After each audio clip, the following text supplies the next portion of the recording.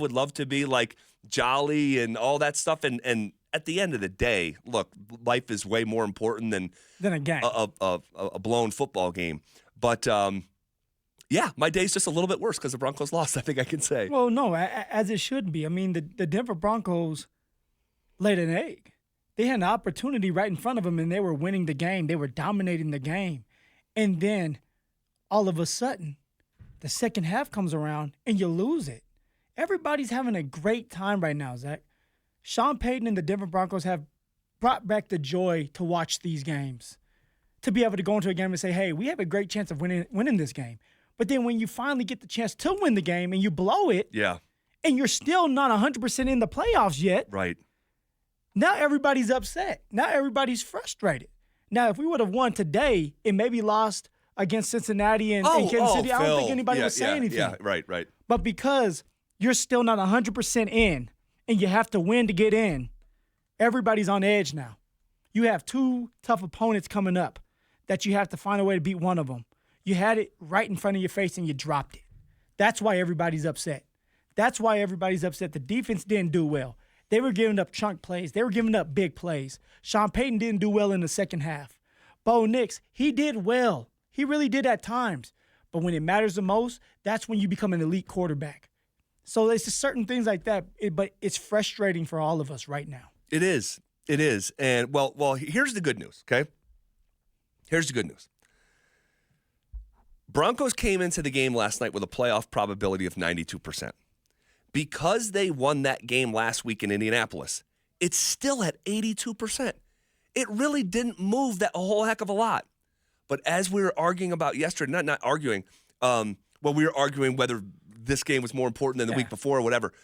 But what I was saying is this game last night was as much about seeding as it was playoff probability. That's what really gets impacted here.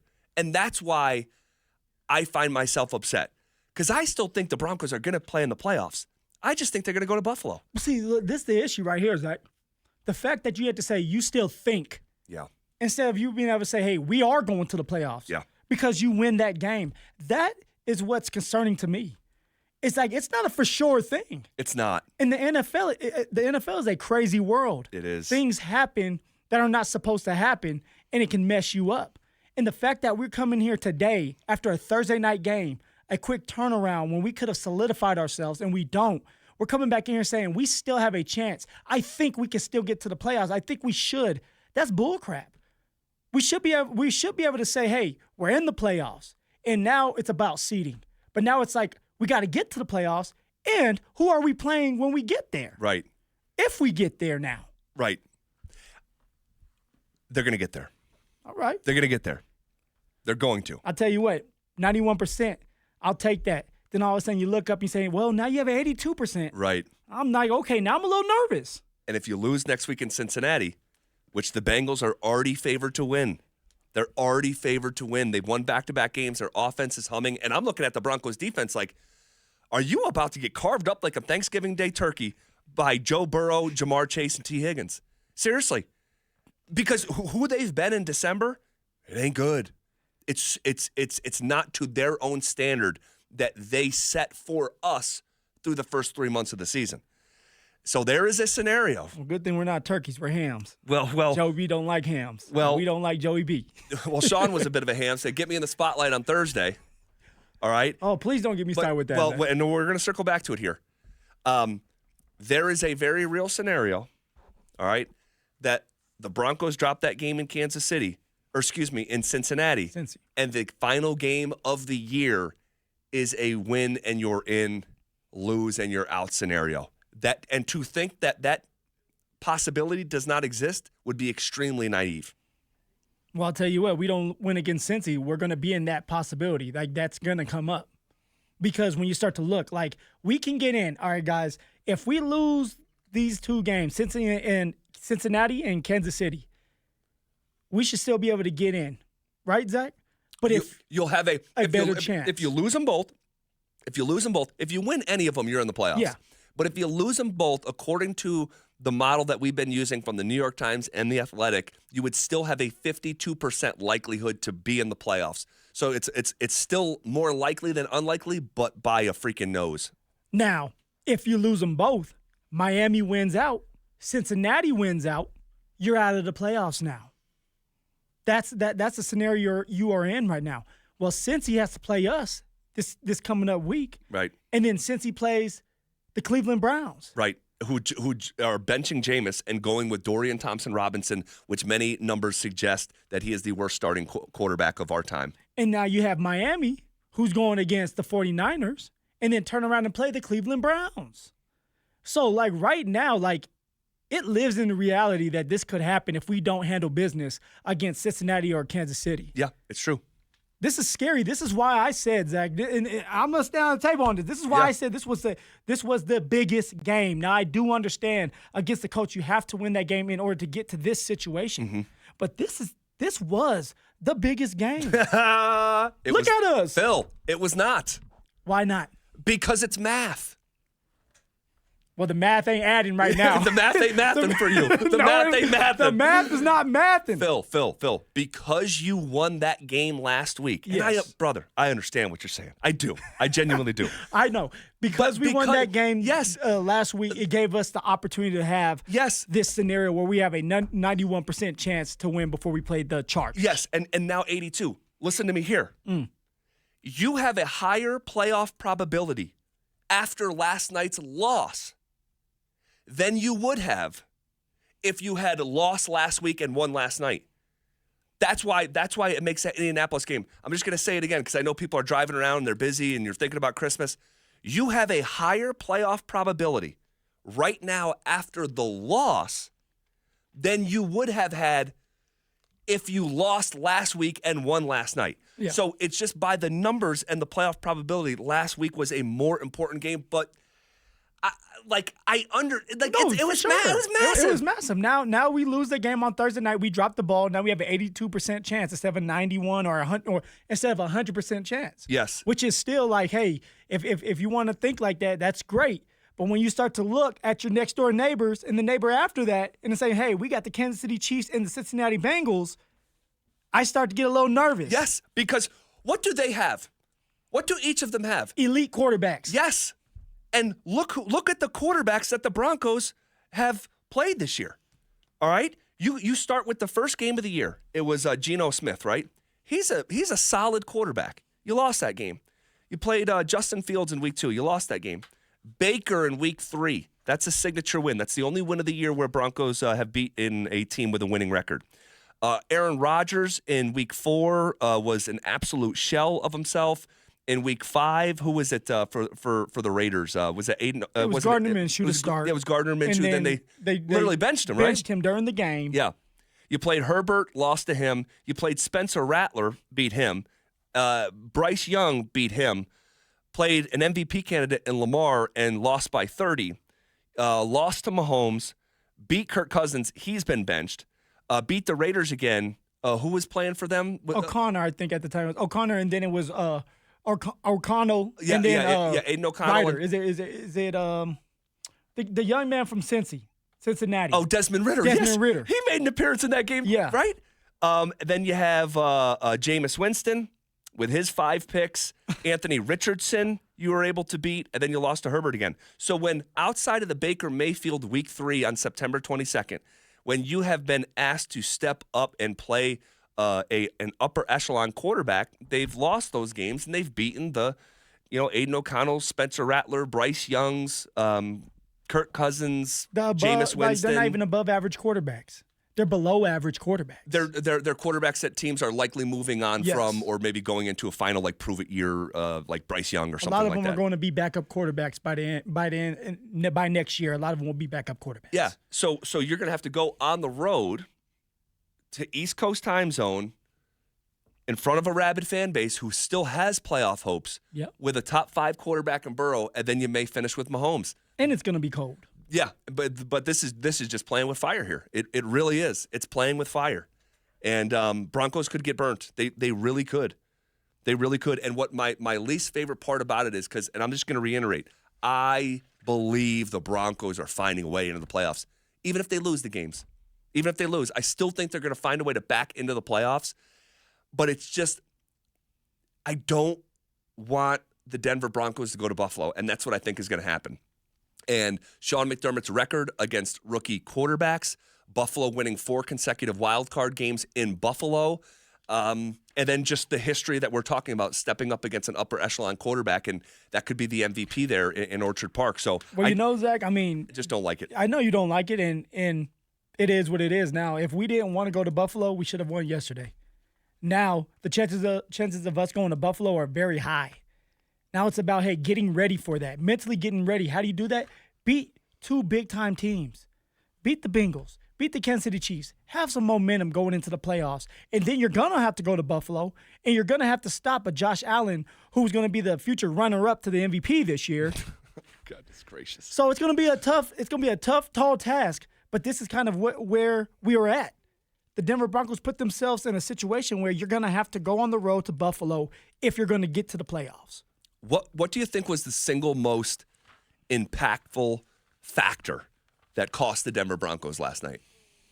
And I know there's a lot of moving parts, so I'm just but what sticks out as, if you were going to make a list, what would be like at the top of that list as the biggest factor in that stinging loss in Los Angeles?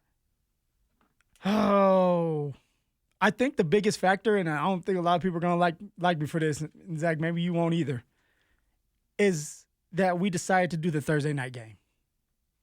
I think that was the biggest factor for multiple reasons, and here's why. Sean decided to be flexed into this Thursday night game, the first time a team has ever been flexed in.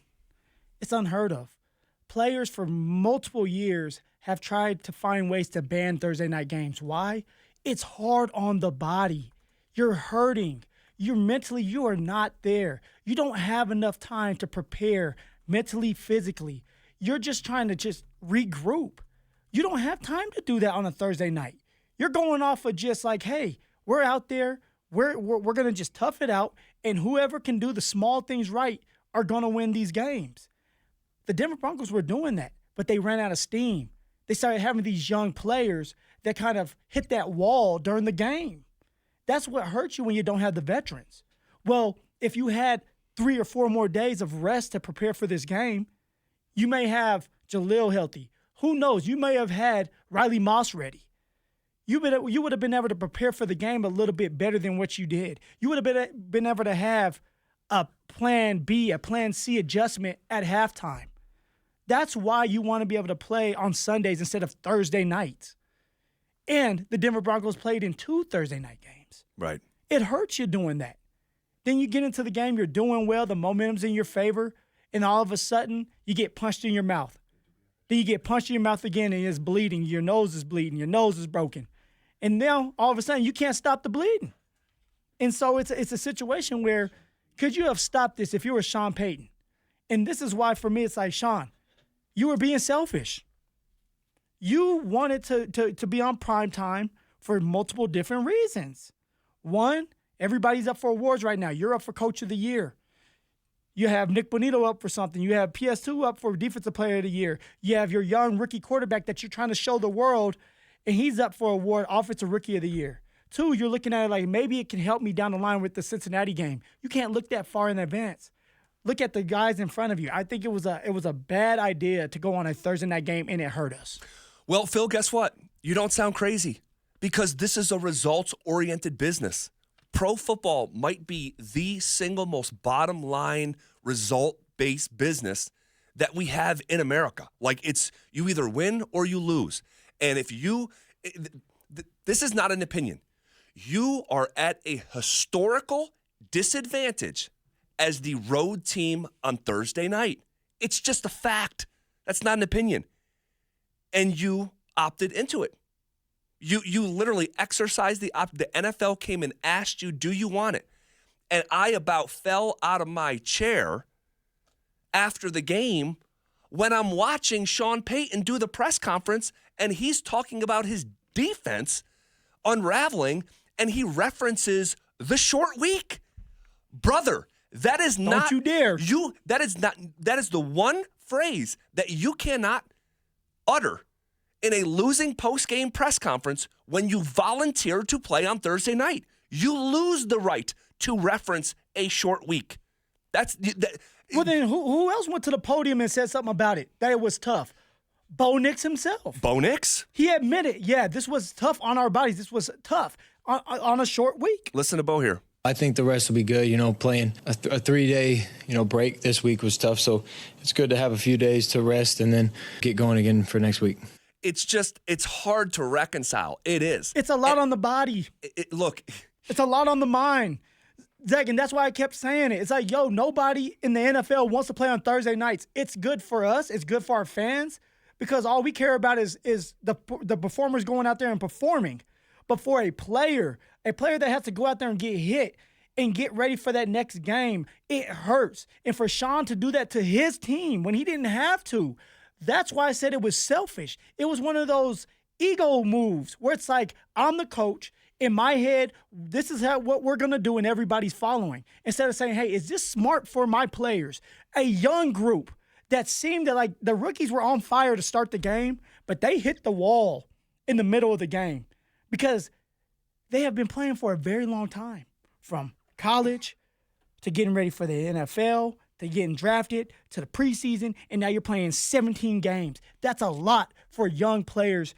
And it's a lot on a player's body, man. You want to know what's interesting? Adam Troutman, leading up to the game, was asked about flexing the game into a short week and Sean electing to do it. And Troutman said something, I'm paraphrasing, but pretty close. He said, man, that's just Sean. He's got that swagger. He always wants to play on that big stage.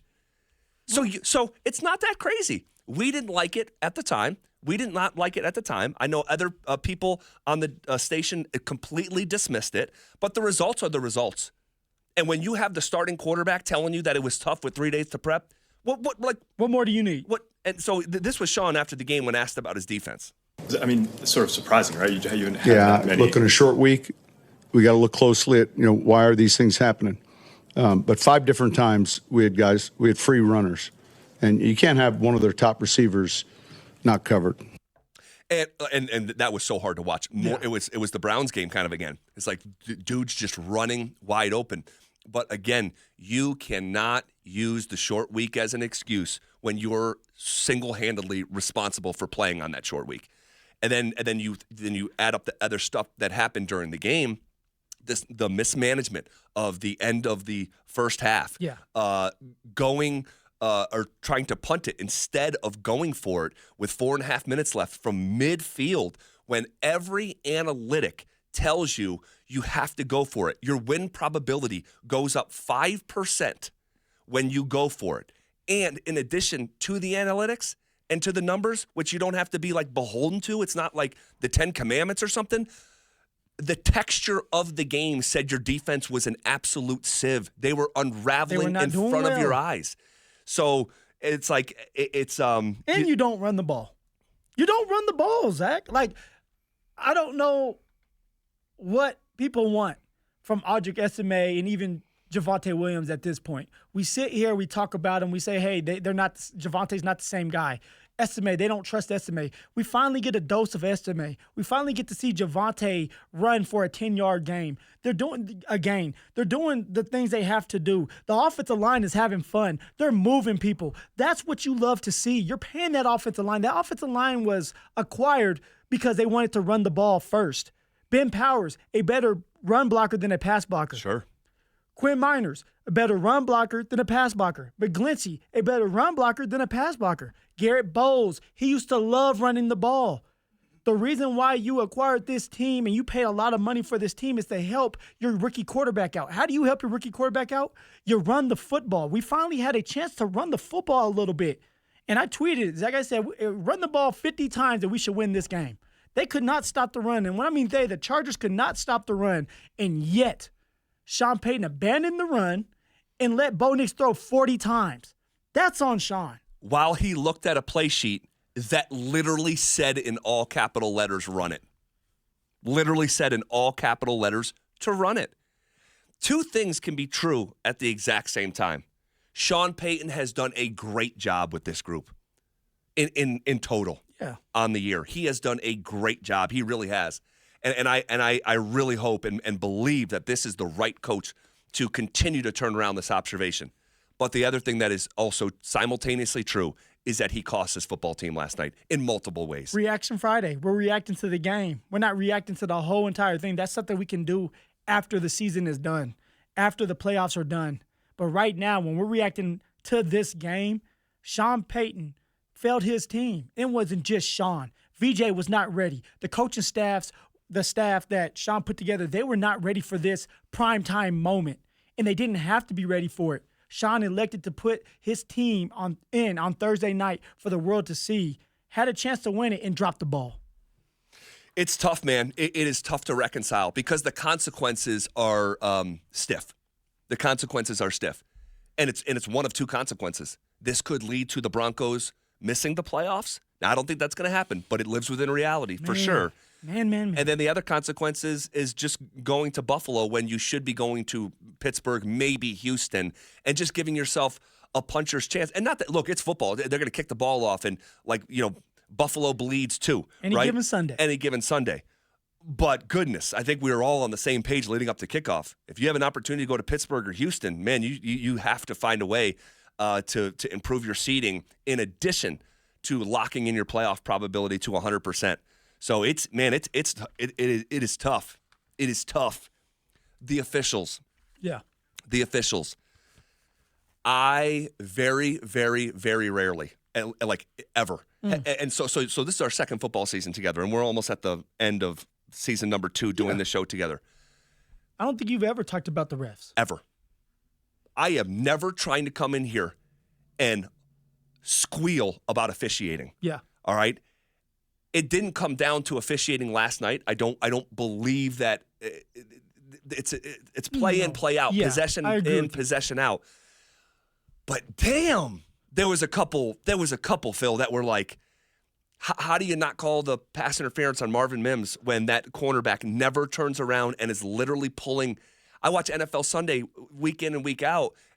You see the tackiest calls, and then it's right in front of the official, and he doesn't throw the Sternad. The Sternad one was different. That was a ticky-tack one. But you know what? That's happening a lot in the NFL right now. Like, think about it. It's a roughing the passer if you hit the quarterback, just tap him on his head. Like, what are we doing today? Like, today's football is soft. Now, like you said with the pass interference, like, it's in fast motion. The rest behind him, I'm not giving him any excuse, but it's something that I can see you miss. It's easy for us to say it because it's slow motion. Right. You're watching it in slow motion. And when you watch something in slow motion, you can catch everything. But when you're out there and you have bodies flying at you and it's fast, and I don't think that was a horrible non-call. The Sternad one. The Sternad or the pass interference, to be honest with you. Okay. And I do agree, like, hey, you could call it because the corner did not have his eyes up. But other than that, you're going to touch each other throughout the time. You can't rely on the referees, guys. Like, you can't put it in their hands. You just can't. Yeah. Not in today's football. And unfortunately, that's what they did. And here's just the truth, too. The biggest play for Bo that I would like back was that play to Marvin Mims. That did not call for a lollipop looper. That you need a piss missile, and he can do it. Yeah. And he just miscalculated it. It was just bad timing. And then you see Bo tapping his chest like, hey, that was my bad.